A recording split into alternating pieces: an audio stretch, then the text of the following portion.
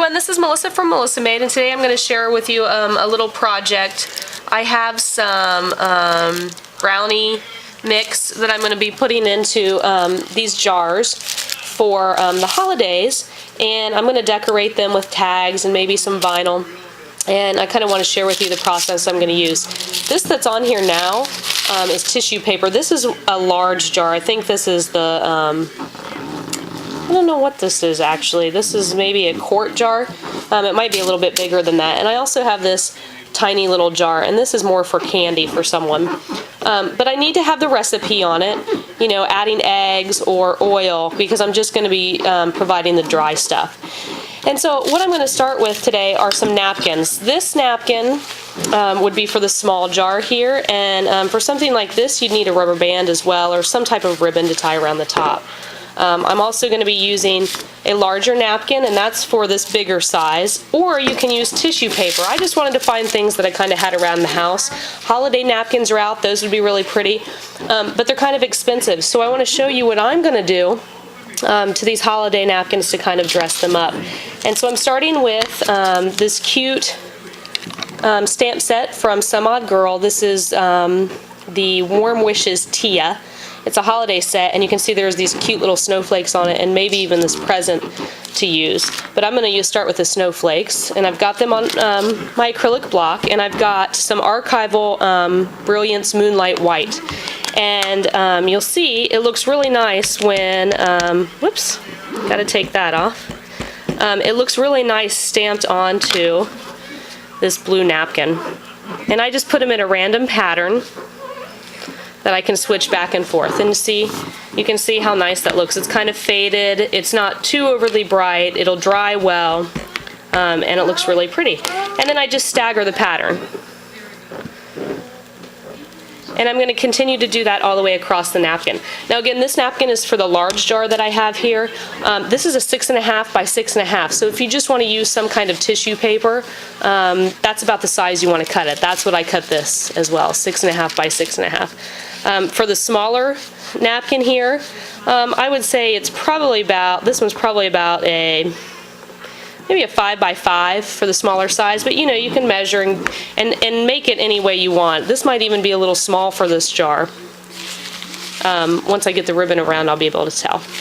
So that's where you would need to start. And then from there, I'm going to start making some vinyl and cutting that out on my Cricut, some extra snowflakes, and then I'm also going to put a tag on the top with some pretty ribbon and tulle to wrap around the sides. And then I'm going to fill it with a mix and include the recipe card on there as well. So I'll be back with cutting vinyl.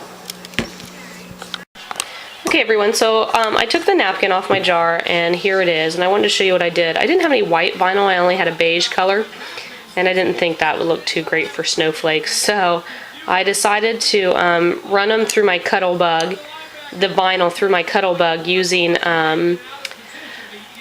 using some snowflake die cuts. And what I did is I cut them out, and the blade should be closest to the top of the vinyl, otherwise it won't cut through very well. So I did that, and now I'm going to use some etching cream and etch some snowflakes onto here. The kind of etching cream that I have is this, I don't know what it is, Armor Etch I think is what it's called. I can't tell for the price tag. Yeah, and it says to just brush it on in an up and down motion and wait anywhere from, it says 60, so a minute to 5 minutes, but I'm just going to do it about 5 minutes because this is a pretty thick jar. And I'm just going to brush it on into my snowflakes and then wait 5 minutes. And when you put the vinyl on, you want to make sure that you've got it really pushed. There's going to be some crinkles because it's a round jar, so in those places you want to be really careful with your etching cream.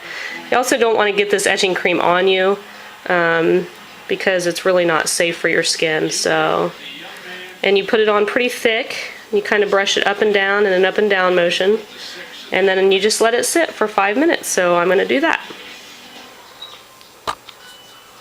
Okay, so I've done them all. And they've sat for about 5 minutes, so now I'm going to go rinse all of this off and peel off the vinyl under the sink too, and try to avoid getting it on my hands. They say to wear gloves if you have them, so do that. Okay, so I etched it and I cleaned it off, and now you can see the snowflakes on there. Some of them came out a little bit better than others. The glass is really slippery, so I don't know if that's a problem, or if it was my etching cream is about a year old, and I didn't stir it up very well, so I would suggest stirring it up really well before you use it. Some of them look okay. It seemed like the places where I put it on really thick aren't as good as the places that I put it on thin. But it's etched now, and I think that looks pretty. And once the chocolate is in here for the brownies or hot cocoa mix or whatever I decided to do, it'll look even prettier. So now I'm going to go ahead and put the napkin on the top that I had showed you previously, and I actually used some Glitz Spritz from Lindy's Stamp Gang, and I'll put the address below so you can get some of that. I love their scintillating silver is what I used, and I'll show you the napkin.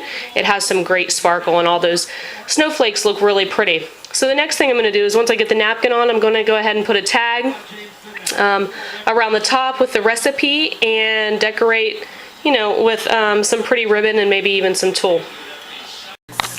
Okay, so I went ahead and finished the jar by tying a bow around the top here, and some tulle first actually, and then I strung a bow through and used my nestivals to create this little tag. And the two in the front are from a set of stamps from my craft spot. It's in one of the Christmas ones. I'm not sure if it's Jingle All the Way or Merry Christmas. I can't remember. But I put this cranberry mix I got from Trader Joe's for a gift, and the only other thing I need to do is add the recipe, and I'll probably put that in a card so that it's not on this. Another cute thing would be maybe to make a bigger tag off the side that has the recipe on it.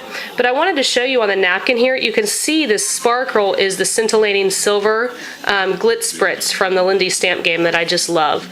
So here's my jar, and it's all ready to give for Christmas now. I would suggest after doing the etching, you go ahead and throw your jar in the dishwasher or sterilize it before you empty your mix into it. You could also do hot chocolate. The snowflakes would show up a lot better with something that's a little bit darker. And for hot chocolate, you could add marshmallows in there too to fill up some of your jar so it's not so much, or brownies, or any kind of thing that, you know, would be nice to give for Christmas. I hope you enjoyed this tutorial and have a great day.